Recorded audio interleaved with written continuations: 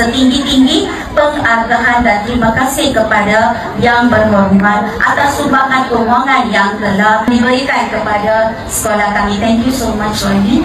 Sumbangan yang amat bermakna ini bukan sekadar bantuan kewangan, tetapi merupakan satu pelaburan besar dalam pembangunan akademik dan masa depan anak-anak didik kami. Melalui sumbangan ini, pihak sekolah dapat menambah baik kemudahan pembelajaran, menyediakan bahan bantu mengajar yang lebih berkualiti serta melaksanakan program-program akademik yang mampu meningkatkan pencapaian murid secara menyeluruh. Sesungguhnya keprihatinan dan komitmen Yang Berhormat terhadap dunia pendidikan amat kami hargai. Sokongan ini memberi motivasi kepada sekolah untuk terus berusaha dengan lebih gigih dan kepada murid-murid untuk mencapai kecemerlangan dalam pembelajaran.